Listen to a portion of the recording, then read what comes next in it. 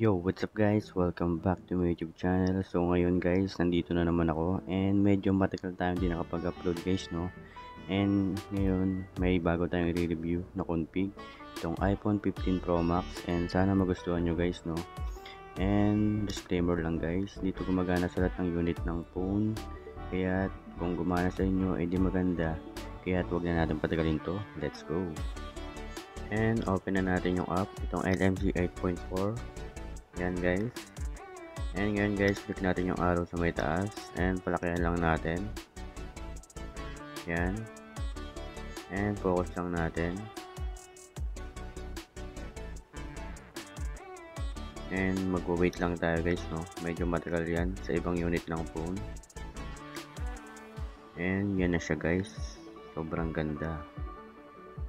Ayos guys, no. And ngayon guys, nandito tayo sa mga medyo mapuno. And focus lang natin. Yan. And yan na siya guys. Ang ganda guys. Dito tayo sa medyo may sinag ng araw. Yan siya guys, no. Kaya kung gusto nyo to guys, download nyo na lang sa may description box ko. Free to download lang to guys, no. And wala siyang password guys, no. Sinishare ko lang sa inyo yung mga magagandang config and sana magustuhan nyo guys, no. And yan guys, dito tayo sa may mga building. Yan guys, no. Blue sky na blue sky. And maganda to guys sa mga daylight lang.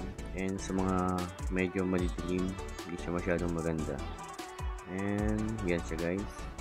And sa mga bago dyan guys na hindi pa alam kung paano i-download tong LMC Gcam natin at saka yung config, yan guys, panoorin nyo lang.